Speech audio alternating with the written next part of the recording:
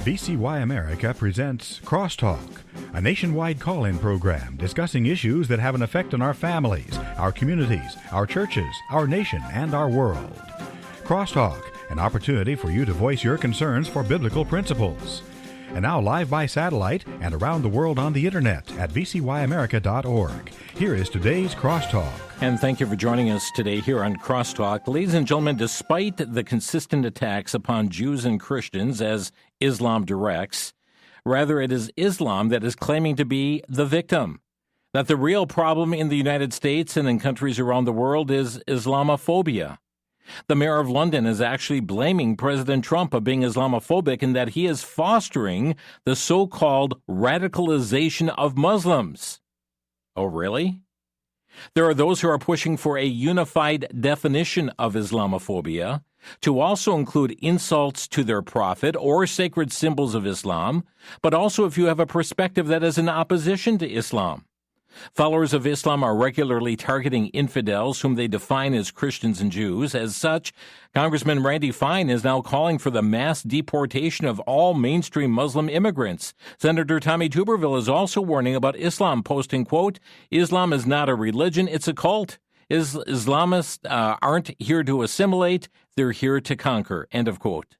In response to this, the Senate Minority Leader Chuck Schumer responds by saying Senator Tuberville is giving, quote, "an outrageous, disgusting display of Islamophobia." Well, friends, the question on today's program is, what is the threat? Is it Islam or is it Islamophobia? Joining us today, we welcome back Shahram Hadian, who is founder of Truth and Love Ministry. Shahram is a Christian pastor and a former Muslim. He was born in Iran, came to America in 1978 to escape an oppressive Islamic regime, and committed his life to Jesus Christ in 1999. He has an extensive background not only as a pastor, but also a former police officer, teacher, coach, and servant leader in his community. Shahram, thanks for joining us here on Crosstalk. Jim, it's great to be with you as always. Thank you for having me on. Shahram, we've got so much taking place, and I'm going to start out with some international issues and then, of course, bring things back home. But, it all ties to what's happening here domestically as well. And beginning with Bondi Beach, Australia, just a week ago, Jews were celebrating Hanukkah. Followers of Islam who are followers of the Quran in an act of terrorism killed many. We found that there appears to have been connections to being trained by ISIS in the Philippines. Your comment on what took place in Bondi Beach, Australia? Well, for those who are not familiar with, like you said, part of what's going on overseas, New Zealand and Australia have been dealing with the Islamic growth there for probably the last 10 years. It's been getting worse and worse. And I've talked to people who live there who've told me that, the government continues to protect Muslims, continues to protect Islam, and anybody that criticizes Islam is deemed as the Islamophobe. And I think this played into the environment because here you have a blatant attack against Jews, a blatant attack against what the Quran calls the people of the book, Christians and Jews, where they killed 15 Jews, injured 40. And what's the response of the Australian government? We want more gun control, as if that's going to stop this, and we want to now go against hate speech. Well, what they really mean by hate speech is anything that criticizes or points out that this is indeed Islam and not just ISIS or radicalism or extremism as they use these terms. So a father, imagine a father, Jim, training his son to the point where you're going to go, this isn't a father and son trip where you go fishing or you go camping. A father and a son go out there and stand out there for many, many minutes, shooting. Nobody stops them. Where was the police? And now the government wants to come after those who are going to further criticize Islam. So it's grieving what happened there. It's an indication of what is happening in Western Europe, and it's an indication, sadly, of what is happening in America. And this, just to be clear, what happened in Australia was not extremism. It is a command from Islam, the command that they must wage war against the Jews and the Christians. So if Jews are celebrating Hanukkah, according to Islam, that is pagan. And therefore, that's why that attack would have been justified and would have been a justifiable act of jihad. Mm-hmm. Yeah, I want to play just a clip because this did not just come as a surprise in Australia, but Israel's prime minister tells how he warned Australia about what was to come. Here's Prime Minister Benjamin Netanyahu. On August 17th, about 4 months ago, I sent Prime Minister Albanese of Australia a letter in which I gave him warning that the Australian government's policy was promoting and encouraging anti-Semitism in Australia. I wrote, "Your call for a Palestinian state pours fuel on the anti-Semitic fire. It rewards Hamas terrorism. It emboldens those who menace Australian Jews and encourages the Jew hatred now stalking your streets. Anti-Semitism is a cancer. It spreads when leaders stay silent. It retreats when leaders act. I call upon you to replace weakness with action, appeasement with resolve. Instead, Prime Minister, you replaced weakness with weakness and appeasement with more appeasement. Your government did nothing to stop the spread of anti-Semitism in Australia. You did nothing to curb the cancer cells that were growing inside your country. You took no action. You let the disease spread. And the result is the horrific attacks on Jews we saw today. And I'm going to stop right there because he goes on for several more minutes here. But Shahram, it's important to point out that the Prime Minister of Australia was calling for a Palestinian state, and Israel's Prime Minister saying this has been the policy of Australia. You're fostering this very attitude, this anti-Jew hatred in your own country. Correct. That was part of what my reference was, that this is not recent. This is a long-standing policy of the Australian government, also of neighboring New Zealand, where, in fact, Albanese came out and just, quote, he was asked by a reporter, Albanese is the Prime Minister of Australia, where they asked him the question was, is radical Islam the greatest domestic security threat Australia faces? And he said no. It is sovereign citizens and neo-Nazis. In fact, he said that it is extremist perversion of Islam. It's not really Islam. So this deflection, by the way, what is the greatest root of anti-Semitism? The greatest, or source, I should say, on the planet today of anti-Semitism comes out of the Quran, comes out of Islam, Jim. When Muslims are told that Muhammad taught in the Hadith that the last hour would not come, this is in Sahih Bukhari. The last hour would not come until the Jews would hide themselves behind a stone or a tree, and the stone or the tree would cry out, "Hey, Muslim, come here and kill the Jews that are hiding behind these stones and trees." So we have to understand, when the Quran refers to Jews as crooked-nosed apes, pigs, monkeys, teaches that they are the perverters, that they distorted the teaching, quote, of God in the Old Testament. Again, once again, governments refuse, and in my opinion, it's a blatant refusal to connect the dots, because they're more afraid of the jihadists within their borders than they are of the Christians or the Jews within their borders, because you don't see Christians and Jews going and killing people and blowing things up when we don't get our way. Yeah. So, this is an absolute failure. But I don't think it's accidental. I think it's willful, in my opinion. Yeah, and what's interesting, and Palestinian Media Watch, I mean, they captured many of the postings on Facebook by Palestinians. Here are just a few. Like 9/11, the Mossad did it. Here's another one. Like the Holocaust, when Jews burned Jews and accused Hitler Here's another one. Jews sacrifice a few pigs of their own to flip the scales. Another one said the Jews want the world's sympathy. They are the ones who commit these tricks. Terrible responses there. You know, and that's what's coming from Palestinian and many Facebook postings there. But Shahram, some have questioned. They said, didn't you know that the hero, the one who fought with his bare hands against one of the attackers, was a Muslim himself? Comment on that. Well, from what I've read, there's still a little bit of controversy about this gentleman's background and whether, you know, he was actually a follower of Islam. I mean, obviously he is. They claim he's from Syria. Of course, there's Christians in Syria. Just because someone's an Arab doesn't mean they're a Muslim. Mm-hmm. But regardless of the fact, he intervened, but then also didn't stop the shooter, didn't shoot the shooter.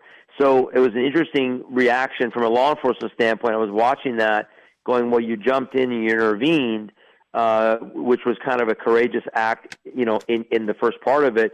But then because he didn't engage the shooter was allowed to go and rearm.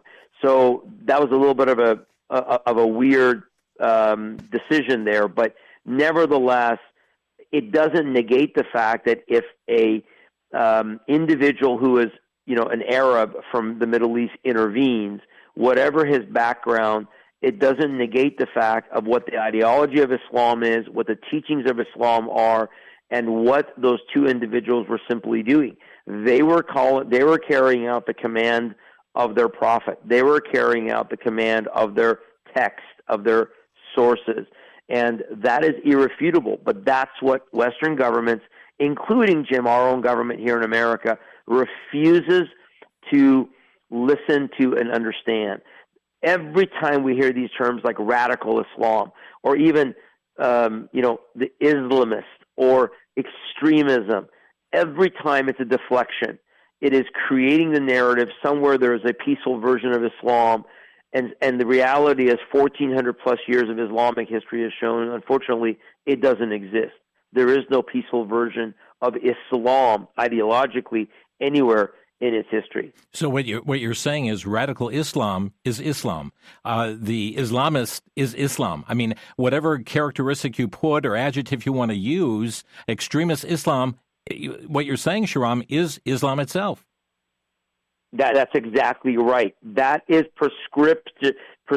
What they are doing, what their prophet did. Because here's how you evaluate it. Don't evaluate it based on my opinion. You evaluate it based on their text and based on the example of their prophet. If their prophet ordained it, if their prophet told them to do it, whether it is in the Quran itself or in the Hadith, his traditions, as I quoted the one earlier, then that means that for them not to do it, they're going against the explicit teachings of their prophet. And if you deny those teachings, as some Muslims do, I've pointed out to people that the Sunni Muslims in Syria were killing the Alawite Muslims in Syria. Well, why were they killing the Alawites? Because the Alawites are not true Muslims. They're considered a cult within Islam because they reject the latter verses of the Quran. They reject what's called abrogation. So therefore, they need to be removed and done away with, just as the non-Muslims would be. So this is the reality the world's got to come to. This is Islam. Nothing else, nothing more. This is Islam. Is Shahram Hadian with us today? What is the threat, Islam or Islamophobia? Back in a minute here on Crosstalk. Back to Genesis with Dr. John Morris, geologist and president of the Institute for Creation Research. Dr. Morris, is there any evidence that man and dinosaurs lived together? Yes, indeed there is, Chris. The Bible even describes dinosaur-like beasts in the book of Job, and Job lived after the flood. Also, we see numerous places where native peoples drew pictures of dinosaur-like beasts. Almost every nation around the world has legends of dragons, huge reptilian beasts that sound very much like our modern-day reconstructions of dinosaurs. Recently, some very interesting burial stones have been excavated from tombs in South America, which clearly show dinosaurs and humans together. These stones date from long before dinosaurs were reconstructed from their fossils. As far as we know, no dinosaurs are alive today, but we have good evidence that dinosaur-like beasts existed along with humans in the not-too-distant past. It all started back in Genesis. For more on creation, visit our website at www.icr.org.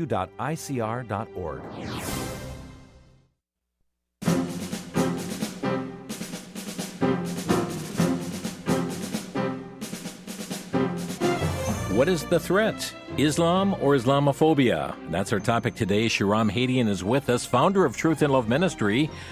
He is a former Muslim, was born in Iran, came to the United States back in the late 70s, and came to Christ in 1999. And discussing this issue today, Shahram, let's take a look at what's going on even in Europe. We have the cancellation of Christmas markets. So many have gone under threat. We have places there in Europe that have actually canceled the traditions for many years of New Year's Eve or Christmas time, canceled as a result of threats from Islam itself. And yet we have the mayor of London, Sadiq Khan, who's actually accusing the Trump administration of causing this radicalization, so to say. That's his words. Let's listen to what he said, and then we'll have you comment on this. Some of the things President Trump has said and done lead me to believe he's a president who is racist, who is misogynistic, and who is Islamophobic. And I'd go further. I think he's somebody who is anti-Muslim as well. My concern about when President Trump says some of the things he does is he normalizes and brings to the mainstream views that I think are unacceptable. I'm always willing to debate and have a discourse and have discourse with anybody about almost any issue. But there is a direct link between language and how sometimes people can become radicalized, you can call it groomed, and so forth. And we've seen in the UK a massive increase in anti-Muslim hatred, a massive increase, by the way, also in so he's radicalizing people in Britain. Intentionally or unintentionally, you are seeing people who are taking the views of the President of the United States as a green light to pave in a certain way. Okay, so Shahram, President Trump is causing this radicalization. Well, I mean, that's obviously completely a lie. It is deceptive. It is deflection. This is what they do really well. These Islamic leaders like Khan and many other mayors in the UK, including those in America now, and I think that we'll be looking forward to that type of language coming from Mr. Mamdani in New York, which is its deflection. It's your fault that we are you see extremism. It's your fault that we see radicalization. They never want to actually look at the source. And, of course, the media plays along with it. The media, it sells because they want to, in this case, they want to blame Trump because we're saying, Trump is saying, look at the Somali population in Minnesota and all the billions of dollars of fraud, or over $1 billion that has gone through remittance back to Somalia to fund Al-Shabaab, a Islamic terrorist group, or look at what's going on in Dearborn, Michigan, or Dearborn Heights, or Hamtramck, Michigan, or Patterson, New Jersey, or down in Texas. It's always a deflection, Jim. It's always Islam is not the problem. You making us mad is the problem. You see, if you make us mad, if you say bad things about us, by the way, we have to define this term Islamophobia because people have to understand there is nowhere in Islamic text that has the word Islamophobia or anything about phobia. This was a made-up term. Out of the, there's controversy about whether it came out of the United Nations, whether it came out of what's called the OIC, which is the Organization of Islamic Cooperation, which is the largest voting bloc in the United Nations. There's controversy about where it came in. But going back to 2014, the UN had put forth Resolution 1618. And Resolution 1618 is basically what they want to use as the criminalization of Islamophobia. Now, within Islamic text, the term that if you say anything derogatory about Islam, it's called slander. So if you slander the Prophet of Islam, let's say you say Muhammad was a mass murderer, Muhammad was a pedophile because he married a 6-year-old and consummated the marriage when she was 9 with Aisha. If you say anything like that, or Muhammad is a false prophet, let's say we say, well, now you slandered Islam. And within Islam, if you're in an Islamic country, that's a death sentence. It could be a death sentence. But in America, because they can't kill you yet, what they want is then to criminalize that slander. And they've used the term Islamophobia to basically cover over, instead of slander, they say Islamophobia. But really, if they call you an Islamophobe, they're really threatening you. That's what they're really doing. And we need to turn the tables on them and start putting them on the defensive. You know, Shahram, I want to share with the definition that's coming in, and I saw the headline recently from Jihad Watch on Islamic organizations are demanding this unified definition of Islamophobia. And they quote the organization you mentioned, the OIC, the Organization of Islamic Cooperation. And they are wanting a definition that is going to be consistent with this. And this is how the OIC defines Islamophobia. Quote, Islamophobia is a combination of hate, fear, and prejudice against Islam, against Muslims, as well as against anything associated with the religion, such as mosque, Islamic centers, Holy Quran, hijab, etc. It also constitutes hatred, stigmatization, racism, and discriminates in daily life, on media, at workplace, in political sphere, etc. It rests in the mind, and it reflects in attitudes and could be manifested through violent actions such as burning mosques, vandalizing properties, abusing women wearing scarf, or insulting prophet that's referring to making an insult of Muhammad, or sacred symbols of Islam. That is more or less how Islamophobia identifiable, how it manifests, where it can be seen not only from incidents, but also through perspectives, statements, behavior, and gestures. Since the last 2 decades, Islamophobia keeps growing in some parts of the world through intensive campaigns and public discourses disseminating fear of Islam, and through significant number of incidents targeting Muslims, mosque, Islamic attire, and Islamic most revered figures. That's quite a definition of Islamophobia. Oh my gosh, that's the most open-ended, like kitchen sink, right? Throw everything in that you can imagine. Let's see if we can maybe tackle a few of those. First of all, they talked about burning mosques and physically attacking people. Okay, those are already crimes. So, we don't encourage anybody to burn a mosque down. We don't encourage anybody to commit an act of violence. I don't want anybody to go up and beat up a Muslim woman. We need to share the gospel with them. We need to have the heart of Christ to be able to go up to them, because they're in bondage. That's what it is. I was in it. I know. I came out of it. And so Islam is bondage. Islam is a demonic antichrist bondage. So that's a straw man argument. All right, now let's go to thought. This is, and you mentioned Khan in the UK, but let's talk about Starmer, their prime minister, Jim.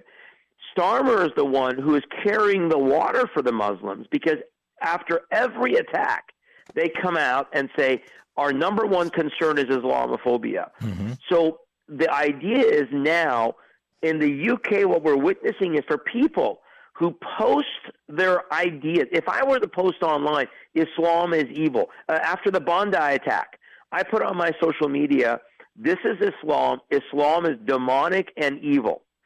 If I was in the UK, if I was in Australia, or if I was probably in Dearborn, Michigan, the police would knock on my door and they would want to question me or even arrest me now for hate speech. Well, wait a second. I was simply expressing my view. So if you go based on that open-ended, throw in the kitchen sink definition of Islamophobia, it would absolutely destroy any opposition to stopping the advancement of Islam. Representative Randy Fine, as you mentioned earlier, he's now looking to, as you know, form a coalition within the House Republicans to stop Sharia law. So if you and I say Sharia is as a legal system antithetical to the United States Constitution, is that Islamophobia? If we can factually prove that Sharia violates the tenets of the First Amendment or the Bill of Rights, is that Islamophobia? According to the OIC, absolutely. You're right. And they would open the door for the advancement of Islam with no opposition. That's what they're trying to do, in my opinion. And friends, that's what we're trying to do, what they are trying to do worldwide. And And there seems to be a very soft spot in the hearts of, you mentioned, Starmer and certainly Sadiq Khan and other leaders, Albanese, toward Islam itself, until things get so far out of control, and then there's all kinds of accommodation made. Well, if we only do this, then these acts of terror will stop. But Shahram, it never happens that way. It never happens. You remember under Obama when he said that if we just give ISIS jobs, that, if they just had a better economy, they would stop wanting to kill. It will never stop. Just like Israel will never, until the Lord returns, Israel will never stop being at war with its Muslim neighbors, because Islam, and that's why right now we see the greatest persecution of Christians. We have absolute genocides of Christians happening in Sudan, in Nigeria, in Syria, alarming levels in Pakistan, alarming levels now happening, of course, in Iran. So it will never stop. That's the delusion about this whole thing. The Bible talks about that ultimately God will send a spirit of delusion upon those who are not lovers of the truth. And so people, they can sit here and make excuses. And many Christians out there, Jim, I deal with this a lot. Many of these interfaith Christians that believe that Muslims and Christians can just have this common ground and live in harmony and peace together, many of them foolishly believe that if we just are nice to Muslims, if we're just nice about Islam, if we say nothing derogatory, and I always say, I don't hate individual Muslims, but I hate the ideology of Islam with a passion because I know the spirit behind it. I came out of it. It denies everything about the Bible. It denies everything about Christ. So how can I coexist with it? How can I, as a Christ follower, coexist with an ideology that denies my Lord, denies his sacrifice upon the cross, his death, his burial, his resurrection, the deity of God, the Trinity? How can I coexist with that, Jim? No Christian should be able to coexist with that. And the problem is Western society thinks it can appease this ideology.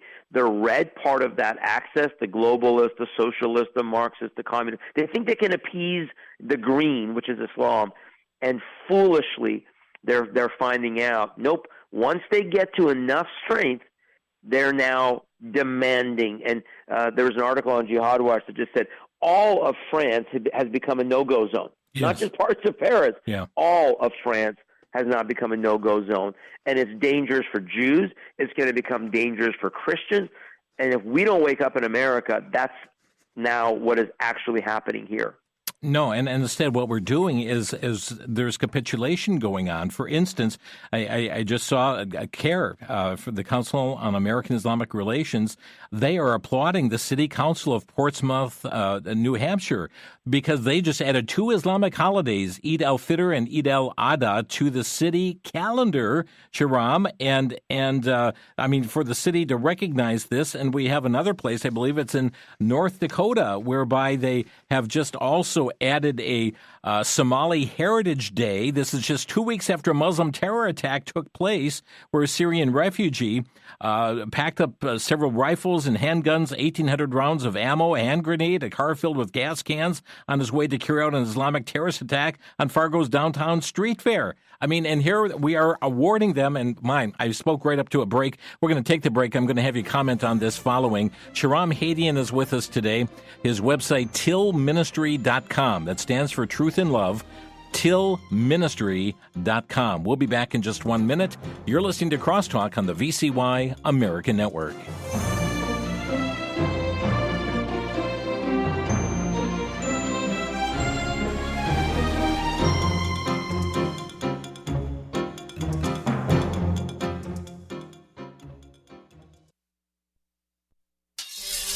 Every day, we are faced with challenges as the world, flesh, and the devil attempt to take us off course.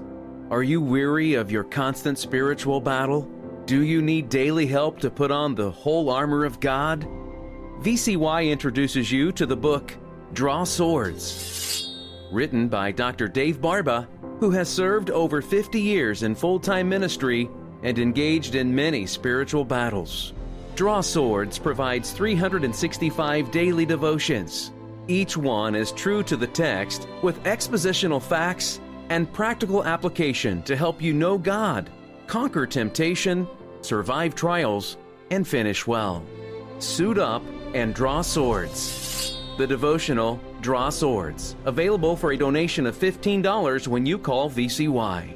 1-800-729-9829.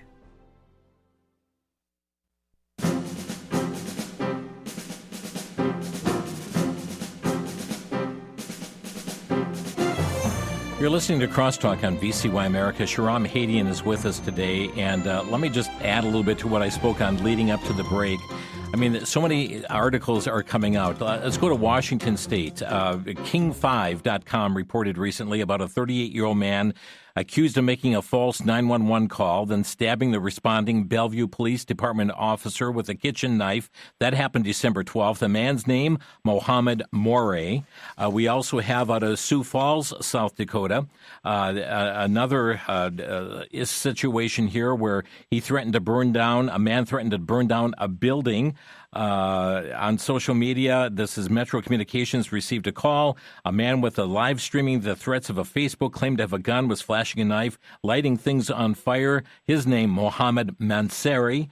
We had just mentioned things going on in North Dakota. New Hampshire, of course, is adding Eid holidays to the calendar. And in North Dakota here, in Fargo, Shahram, adding a Somali Heritage Day 2 weeks after a Muslim terror attack. How do we make sense of this?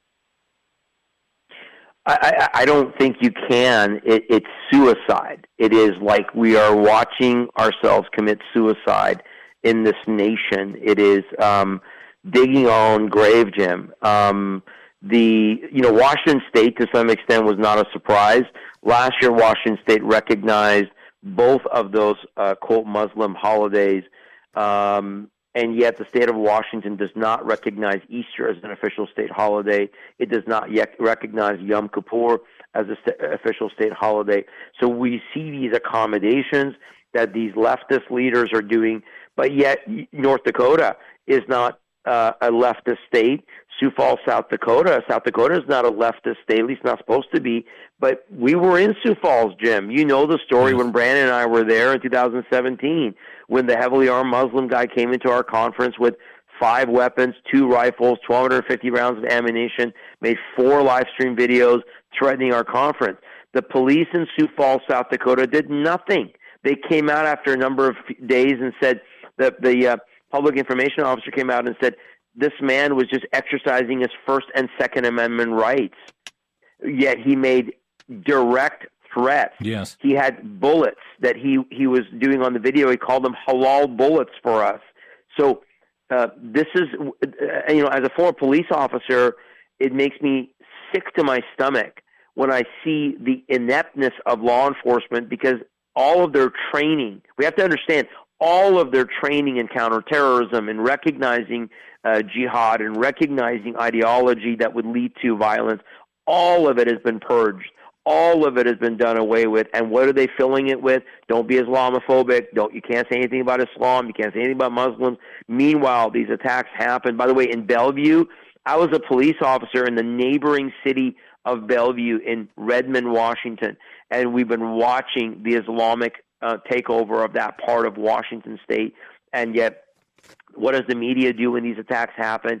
They don't identify the attackers as a Muslim, or ideology is never considered. It's always they were unstable, they had mental issues. We don't know what the motivation is, even though they were, in many cases shouting Allah Akbar, their God is the greatest. And so I don't know how else to say it, but it is absolute insanity. It is a nation that is spiraling, Jim, because we have forsaken the true God. We have forsaken justice, and we don't have the courage to stand up and say the hard things. Yeah, and when the people do stand up to say the hard things, as we referenced earlier about like Congressman Randy Fine calling for mass deportation of all what he called mainstream Muslim immigrants, and then we have Senator Tommy Tuberville warning about Islam, saying Islam is not a religion, it's a cult. Islamists aren't here to assimilate, they're here to conquer. And then you have Chuck Schumer turning around and calling this an outrageous, disgusting display of Islamophobia. Yeah, well, I mean, there again, right? There again lies the low-hanging fruit, right? The low-hanging fruit is don't disparage the one people group that are untouchable. That's what it's become, right? We've created an untouchable people group on the planet. That's what's so bizarre about this, is that these leftists, the red side of that axis I mentioned earlier, it protects the green until the green takes over. We see this with the LGBTQ, like in Hamtramck, Michigan. I brought this example before, where you see the leftists, the feminists, the LGBTQ. They defend the Muslims. They defend Islam. They defend the pro-Palestinian movement. And yet until when? Until the Muslims take over. And then what will the Muslims do? They will turn on the leftists. That's the absolute definition of the communist term, useful idiots. It is the absolute perfect description of fools, because, and even you saw Tulsi Gabbard spoke at the Turning Point USA event and said the greatest threat to freedom is Islamist ideology, who seek a global caliphate. She mentioned CARE. Okay, that's a good start. But Tulsi, it's not Islamist. It's Islam. Mm-hmm. It is the ideology. Yes, there are individual Muslims, Jim, who don't follow their own ideology, just like there's many Christians who don't follow the Bible. But we're talking about it's the ideology. The ideology should be banned. If you ban the ideology, it would never allow the individuals to take a hold and demand their accommodation. But this is a long-term strategy that I've told people. We have to go after the ideology. We have to not be worried about all these names and all the labels and all the attacks and calling us Islamophobes. We got to be courageous and go after the ideology, as Representative Randy Fine is doing. And now, I know we were going to talk about Texas and Florida. Yeah. It's a starting point that they've, at least those two states, have designated the Muslim Brotherhood and CARE as foreign terrorist organizations. The Trump administration has right now done nothing. People have to understand, Trump's executive order did nothing but establish an exploratory committee to look at certain things for 45 days. What they did at the state level was at least better language, in my opinion. Yeah, so we have both Texas and Florida that have declared CARE to be a terrorist organization, Council on American Islamic Relations. We understand CARE has now filed a lawsuit against Governor DeSantis there. Also, just to put into the notes here, WND.com over the weekend reported that the Indiana Attorney General, Todd Rokita, is calling on the governor of Indiana to join other Republican governors in calling CARE a terrorist organization and putting pressure on Indiana to do the same thing.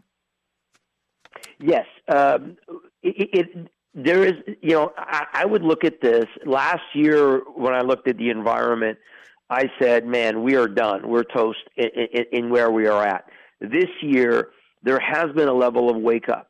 And thank God for these voices like Randy Fine and some of the state legislators and, like the Attorney General that you mentioned, who are saying, yes, this every Republican governor should come out, if they have the courage, and follow suit with the language of Texas and Florida's proclamations that I've read, both of them, and designate the parent organization, which is the Muslim Brotherhood, and then specifically they have to go after CARE. Now, I would add that they need to add two other organizations specifically to that list. One is the Muslim Student Associations, because they're on college campuses, and they're the ones who have been recruiting. They're the ones who've been doing their evangelism. They're the ones who have been part of the organizing for all these, quote, pro-Palestinian,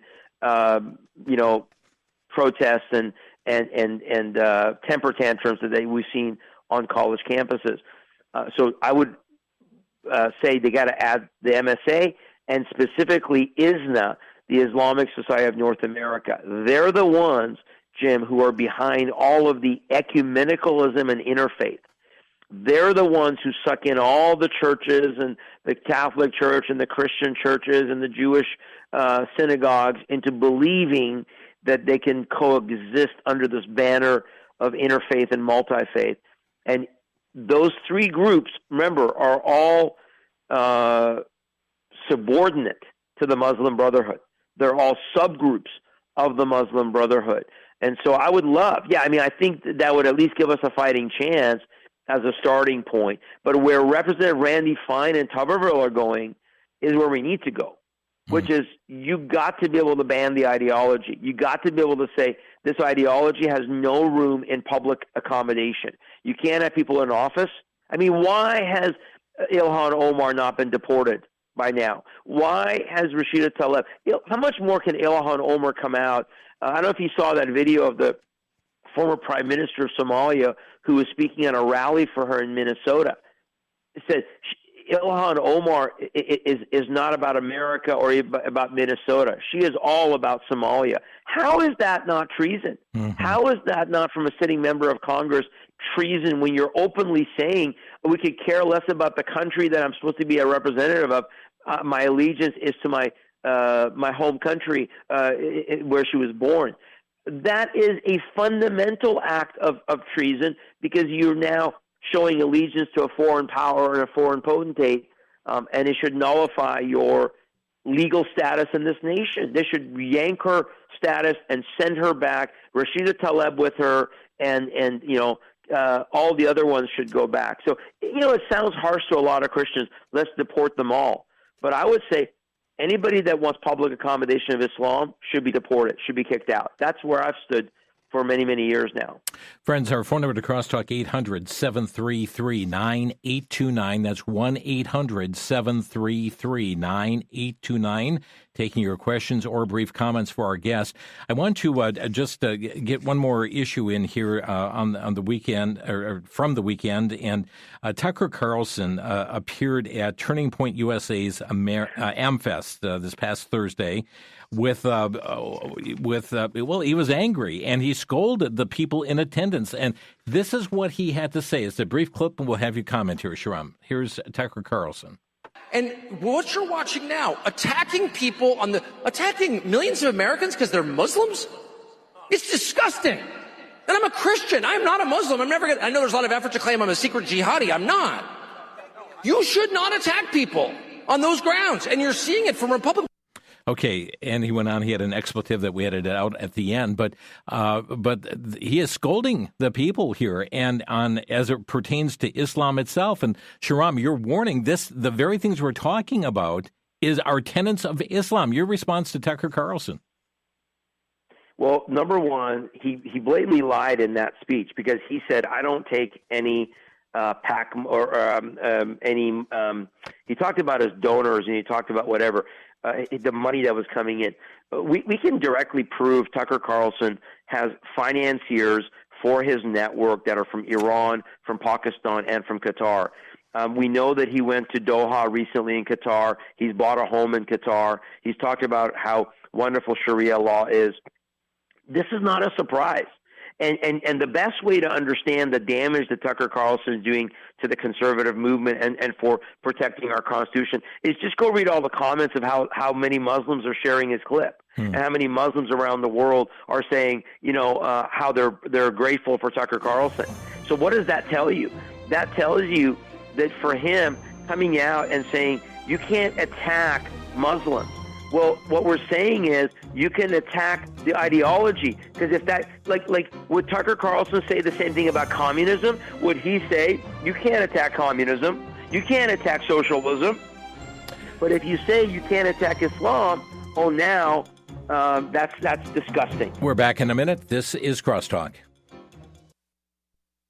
For the Worldview Report, I'm Brennan House. Our website's worldviewtube.com. This weekend, perhaps you saw some of the clips coming out of the Turning Point USA conference. people up there arguing back and forth, some defending the Islamists, the Muslims, others taking a good position and defending the Jewish state. One has to wonder if this division is not on purpose, maybe to convince people to go to a third option, which is interfaith dialogue. Well, let's find a way for the Jews and the Christians and the Muslims to all get along, interfaith dialogue. That's one of the goals of Muslim Brotherhood. Is that what's going on? And then we saw Erica Kirk march out with some singer named Nicki Minaj. I don't recommend you go look up the lyrics to her song. But wait a minute, I thought this whole idea was to get involved in the issues of our day and to raise Christian young families, get married, have children, find a Bible-teaching church. Have we heard that coming from some of the leadership at Turning Point USA? So can someone please tell me why, for the sake of a big tent, you march out Nicki Minaj? There's a serious schizophrenic worldview issue that needs to be addressed, in my opinion.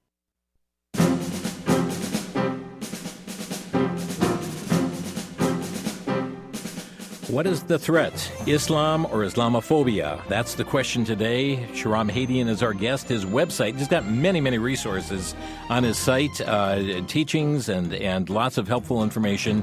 TILministry.com, TIL, that stands for Truth and Love, TILministry.com. Lines are packed here. George in Olney, Illinois, you're on the air. Yes, thank you for taking my call. Islam's ideology is the doctrine of demons. Allah is a demon. He is a fallen angel. He is responsible for stupidity. Thank you, George. What do you think? Shahram, Islam, the doctrine of demons? 100%. 100%. Allah was a pagan god. Allah was Baal worship. I mean, that's demonstrably provable. That is factually what the evidence shows in pre-Islamic worship in Mecca, that they worshipped Hubal, the tribe of Muhammad. Hubal is Baal. They were part of Baal worship. So I publicly said that Allah is the manifestation of a demon.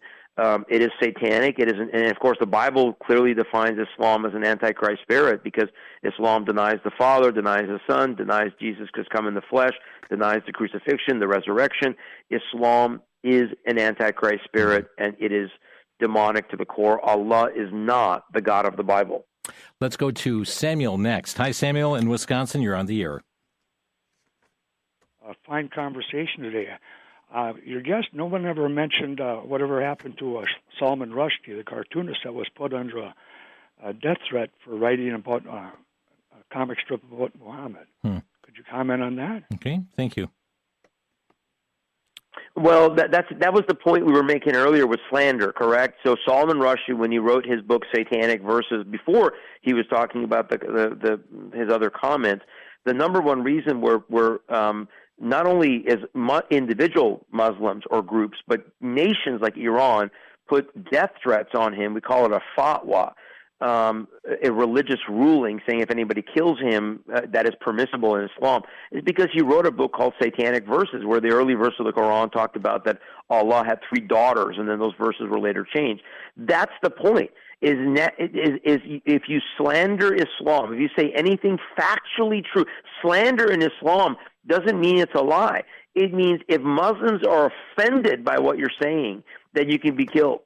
And that's the exact point. And that's what's facing America, folks, if we don't rise up now with courage and speak out against these things, because the time will come that you will be visited at your door by police protecting Muslims because you dared to criticize Islam on social media or on, some posts or to your friends and family or as a pastor. If I teach on it, does that make me a criminal? That's what's coming to America. Samuel, thanks for the call. We have Wade next in Lodi, Minnesota, and you're on the air, Wade.